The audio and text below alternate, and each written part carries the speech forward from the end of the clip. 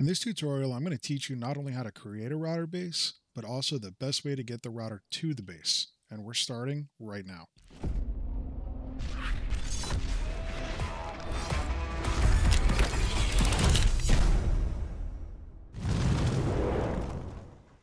Hey, what's going on everyone? I'm Madness from Planet Madness TV. There are a lot of tutorials about base building and getting routers, but not all of them show you what to do with the router once you have it. Getting the router is the easy part. Getting the router to the base, well, that's a bit trickier. In this video, I'll show you the techniques and loadouts I use to safely deliver the router to the base. In the description below, I'll put in some timestamps, so if you need to come back later to see a loadout or anything else, you can quickly jump to that section. So, let's first talk quickly about bases in general. Bases can be a different way to have a lot of fun in PlanetSide. If you put a lot of time into building a base, you'll find it becomes a huge target. Orbital strike modules are the huge target on your back. Once you place them, you show up on the minimap for every faction around. If one platoon decides it's time to take you out, well, you're going to end up spending more time defending your base than you are running routers. And that's not our goal. So let's take a minute and define our goal. Our goal is to get routers to our objectives as fast and efficiently as possible. To focus our efforts, we are talking router bases in this tutorial. We'll also go over some steps to hide your base so that you can spend more time running routers and not defending your base. If your base gets discovered or attacked, move on. You can reset your base in as little as 5 minutes. To see a full base tutorial, leave a comment below and I can work on one of those. Okay, let's quickly go over the 3 loadouts that I use when running routers. One loadout is for the Ant itself, another is for the class I use, and the last is the loadout for the delivery vehicle. First, let's go over the Ant loadout. The default loadout for an Ant is good enough right out of the gate and should have all the basics that you need to get stuff done. However, if you want to upgrade your Ant, here are some key focus areas that I'd suggest working on. First, let's look at the passive systems. The 2 passive systems are Cordium Storage and Mineral Radar. I'd highly suggest maxing out both once you can, but do not spend the certs on this until you have the rest of what you need first. Cordium Storage increases the max amount of cordium that you can haul on your Ant, and Mineral Radar increases the max distance that you can see cordium nodes on the minimap. Super helpful. Both are very useful, but are not needed to do effective router running. They are only upgrades for later. For the Ant's utility slot, I use the Transport Cloak. The Transport Cloak uses cordium stored in your Ant to cloak in an emergency. The cloak itself is very effective. You can literally disappear completely. If you get caught out in the field by some tanks or harassers chasing you down, you can usually get away with at least some cordium and your life. As a side note, going into a base with a full cordium load and going invisible with the cloak can be super fun. You can literally just start running over enemies around a Sunday, and they won't even know what hit them until it's too late. But we'll leave that for another tutorial. In the defense slot, I use Nanite Auto Repair Systems. As you can see, I didn't even bother certing it all the way out because it will still fully repair my Ant over time. And hopefully I was able to get away from danger using the Transport Cloak. This auto repair is also useful to heal your Ant from those bumps or falls that you can take while climbing hills or going over mountains and terrain. Sometimes you just don't see those cliffs until it's a little too late. For the performance slot, I use the Racer High Speed Chassis. It helps get you from nodes to your base quicker. It can also help you get away from enemies. Now, onto the mining lasers. There has been some debate on which one of the mining lasers are better. The upgraded Howler laser will mine faster, but it also has an overheat mechanic that causes you to have to wait for it to cool down. The default Mandible laser is slower, but it doesn't have the cooldown that the upgraded laser does. There's a Reddit post somewhere on the internet that someone did the timing on the lasers, and I believe that he found that for the smaller nodes, the upgraded laser is much faster to collect the entire node.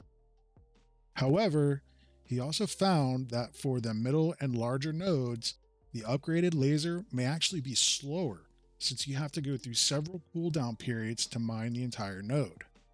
Now, I'm going to leave it to you to form your own opinion or to go seek out that Reddit post breaking the numbers down. As for myself, I usually just run the upgraded mining laser and call it a day. In the top gunner slot, I usually don't bring much. I tend to keep a gun handy for those situations when I have an easy kill. Others I know run the ranger in the top slot to deal with any kind of pesky air. If you're mining with a friend, you can also operate the top mining laser to make mining a little faster. That's it for my main ant loadout. Again, the plain old default ant is all you need to get effective router running. I would hold off on certing anything into the ant until you have all of the other needed systems certed first. Now, let's move on to the more important loadouts. Next up is the class loadout.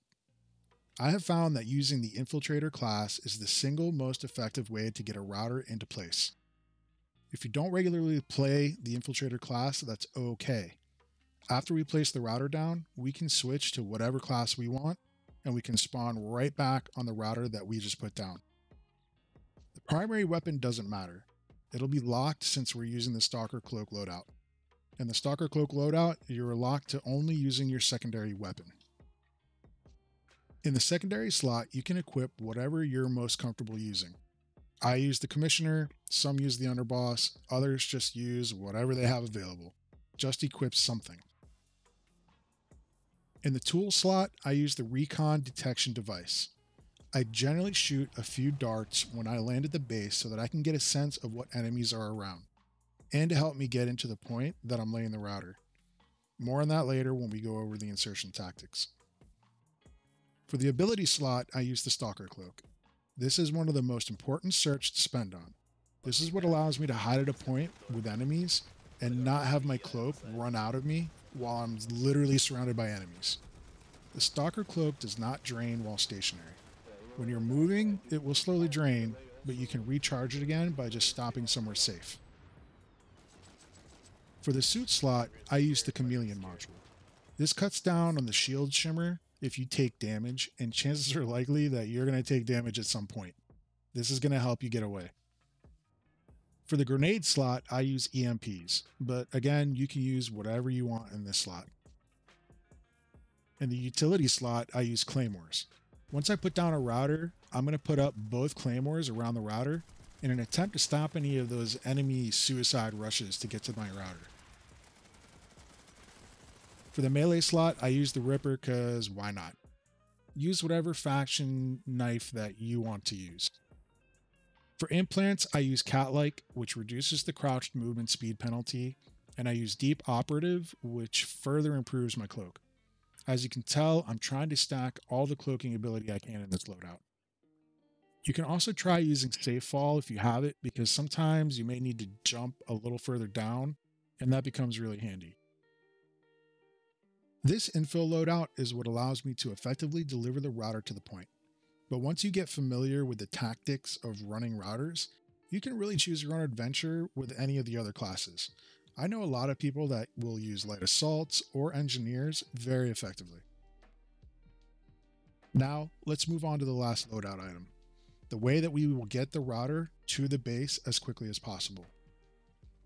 Many people will just use a Valk to get to the drop point, but Valks are slow and we are all about getting to the point as fast as possible. So for router running, I would highly suggest sorting out your ESF with an ejection seat, and then add on more as you can. Again, if you don't have enough certs, then wait on this. You can still use a Valk to get started, but I would plan to upgrade the ESF as soon as you can. The nose cannon doesn't really matter for this loadout, as all we're really using it for is for transport. We're not going to be fighting. For the wing mount, I suggest using the high capacity fuel tanks. This is going to allow you to get to your drop point faster as it extends your afterburner range. I usually wait until I'm about within 1500 meters before hitting the afterburners. This allows me to speed up in the hotter contested zones, and 1500 meters is about how far the upgraded afterburner range gets me before running out. Now for the main ESF utility option, the ejection seat.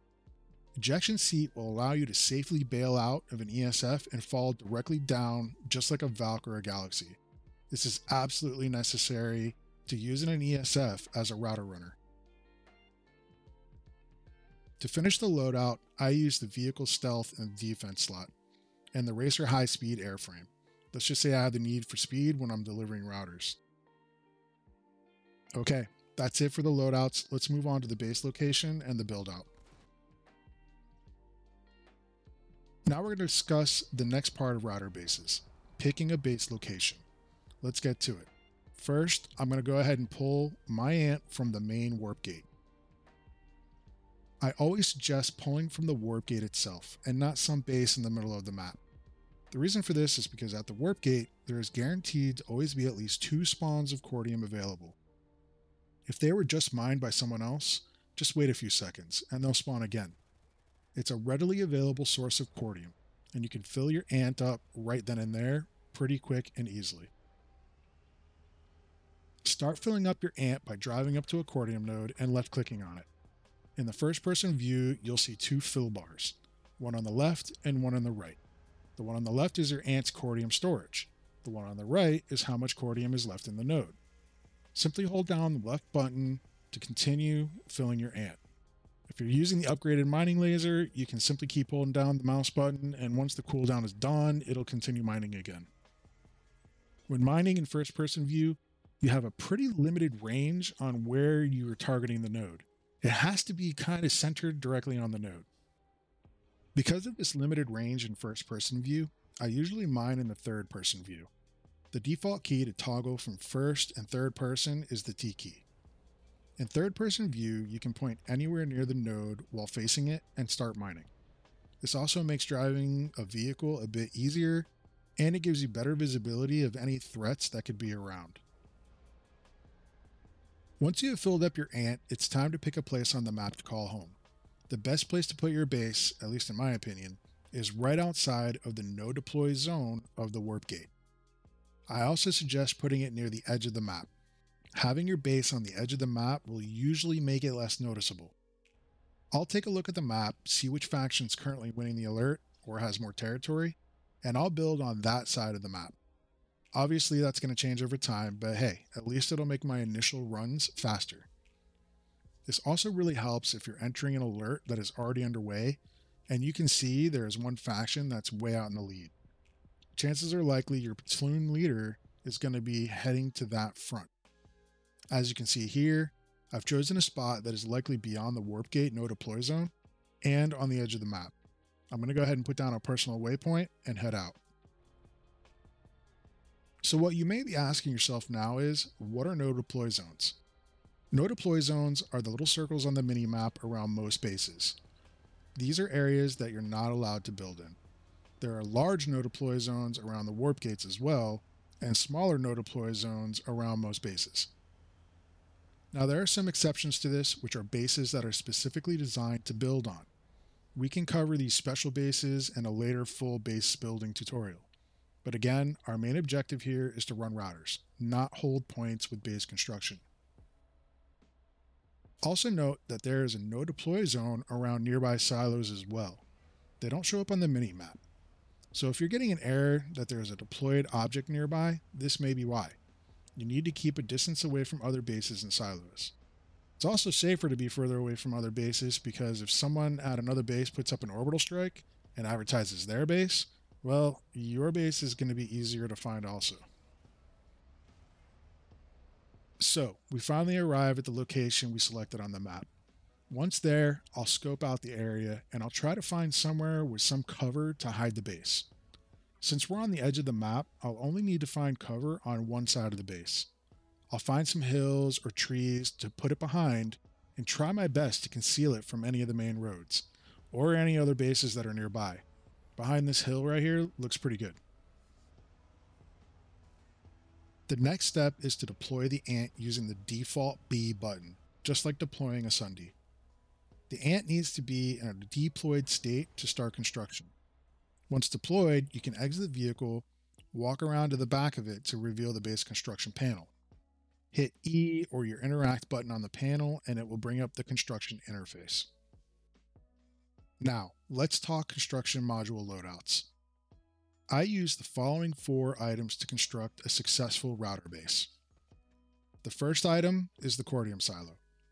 This should be pretty obvious. This is where your cordium that you mine will be stored and powers your base and all of its modules.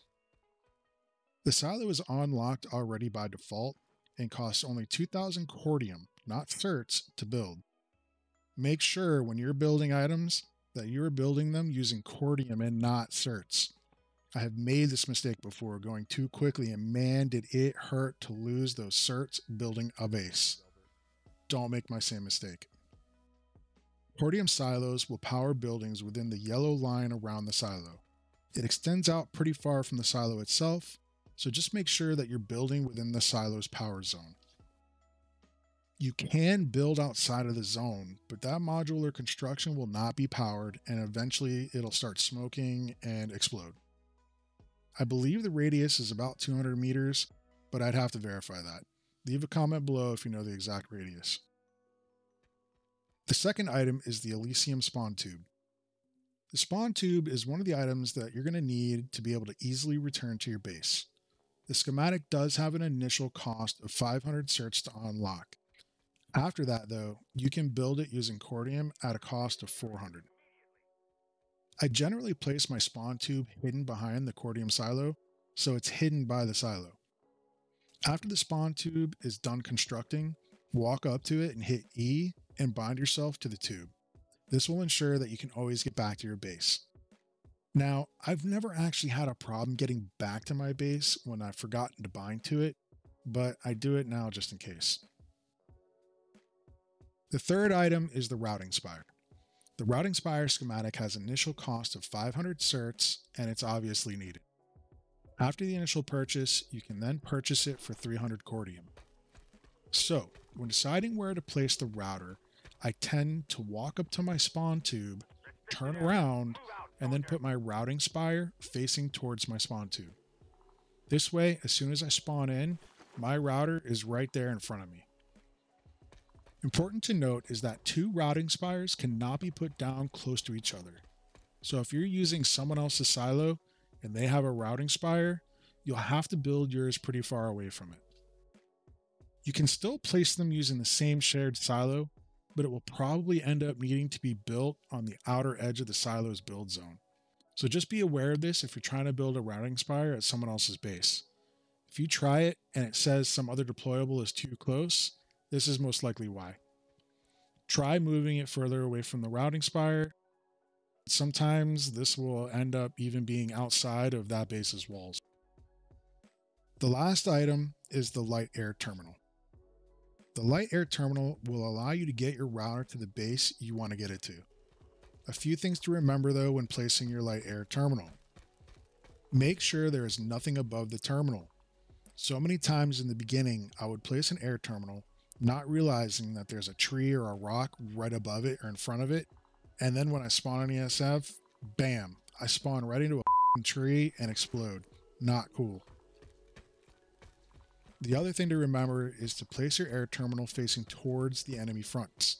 This way you don't have to constantly turn your ESF around just to start heading out. Once you spawn, you should already be facing the enemy front and you can just take off in that direction. Okay, so that's it for the base. Now you may be asking, what about walls, defenses, sky shields, or turrets? I suggest you don't add any of them. The point of a router base is to keep it small and expendable. If your base starts getting attacked, take the loss and move on. You can literally have a new routing base at a new location in about 5 minutes. If your base has been discovered by an infill or someone messing with you, just move on. Otherwise, you're going to end up spending more time trying to find and kill that infill than running routers. And that's exactly what they want you to do. They want to take you off the front line. If you stick to only these 4 modules, you should average around 30 to 40 minutes of running with just 1 antload of cordium. If the alert's longer than that, or you're not an alert yet, you'll eventually have to fill up with more cordium. When going to refill your base, I usually just pull an ant from the warp gate, I fill up there, and then I head back to my base. Since my base is close to the warp gate, it's usually faster to do it this way, rather than going around hunting for more cordium. This load will get me at least another 30 minutes or so of router running, and I can get right back to the action. You can also ask someone in your squad to help out if possible. This way you can keep running routers uninterrupted. So that's it for the base itself. Now it's time to talk about some of the strategies that I've found to make router running easier and less painful. So, we're finally ready to start running routers. If you've tried to run routers in the past, then you know how difficult it can be to sometimes get your router in place without being killed, only to wind up dead on the floor, frantically watching your res timer fade away and calling out in proximity chat, usually with something like, "I have a router on me, please give me a res." That's a position I have been in many times in the past. However, I've learned from that, and now I very rarely die while trying to insert a router. The main reason for these deaths were because I was using the wrong class to insert a router. After I learned the hard way, I started to try to figure out what's the best way to get myself to a base while occupied and get that router down at the right time. After some hard lessons, I finally found the way that works best for me, using the Stalker Cloak on the infill, combined with the implants discussed before. We're finally ready to roll out. Grab a router from the routing spire and get over to your light terminal. Now before you pull up your flight terminal, switch your infill to using its recon darts. For me, this is usually slot 3, so I'll hit my number 3 on the number bar. I'll explain why later. Now, pull up your aircraft terminal, pick your ESF you set up with the ejection seat, and start flying to the target. Once you're within 1500 meters of the base, hit that afterburner to get through any AA fire or enemy aircraft. Again, afterburner should be reserved until you're in hot airspace near the enemy front. If you start getting chased right out of your base, you can also hit it then as well. But if all goes well, you should be able to reserve it until you get within the 1500 meters of the target and then afterburn your way in. While I'm flying, I tend to always keep my minimap in the bigger expanded state. You can hit the H key to make the minimap bigger. I'll keep it zoomed out so that I can see the base come into view on the minimap, and then I'll zoom in using the middle mouse wheel so I can see the points on the map. My target is always one of the points in the base. I want to drop right on top of one of those points. Over time, you'll learn which points to target in a multi-point base. But in your early career, don't worry about that too much. Just practice dropping on any of the points. Here you can see me using my minimap, zooming in on it, and finding the point to drop over. Once you are there, hit the E button to eject out of your ESF. Now, remember when I told you to pull out your recon darts before jumping into your plane? Well, now you'll see why. As I'm falling, I will shoot one dart right below me on the point. This way I can immediately see any enemies before I've even landed. After I shoot the dart, I will also push F to go into stalker mode and go invisible. All of this while still falling. Once we land, we should already be able to see enemy movement and we should already be invisible. So far, so good. The next step is to start moving into the base and finding a good location to drop the router. But first, a bit on when to drop the router. If you drop the router before anyone else is there, you're going to end up in a trap. You drop the router, you frantically yell at your platoon or squad to spawn on the router right now. Meanwhile, the enemy is closing in on you because you started to flip the point by accident, and well, yeah, you're now alone, defending your router with at least one or more enemies rushing at you. You also only have your sidearm, and well, it's likely not going to end well for you. Just like it didn't end well for me in this clip. The better way I have found is to wait cloaked on the point, crouched, until at least one or more of your squad or platoon arrive on the point with you. Now you have backup. Now is the time to drop your router. If the platoon fails to make it into the point room, then you have some decisions to make. You can try placing your router further away from the point, or you can see if your platoon leader or squad leader decides that this base is a wipe and the rest of the platoon or squad should pull back and try again. At that point, you can just wait, or you can respawn and grab another router and start towards the next target. The lesson here is, just because you got a router in place doesn't always mean that you're going to win that battle. You still need Sundays, you still need spawn logistics, and your platoon still needs to make it to the point in order to win the battle. Okay, so now you have backup, the platoon is on their way in, and you're ready to place the router on the ground. But where should you put it? You're going to want to find a place that is away from door openings and has some kind of wall, server, or consoles around to protect it from direct fire and grenade spam. Routers do not have a lot of HP and can be taken down pretty easily. Once they're discovered, you can bet your the enemy is going to try to target it.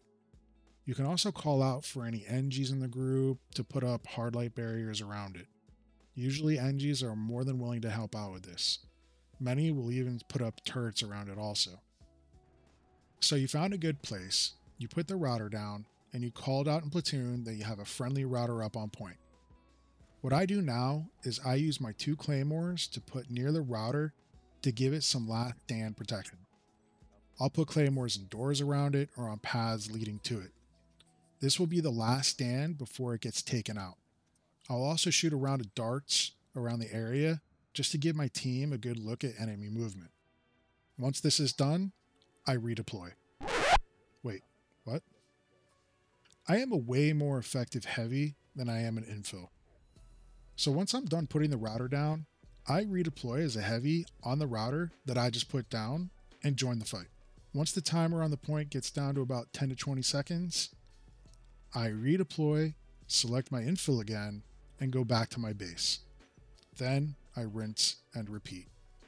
If all goes well, you should have a victory over the continent.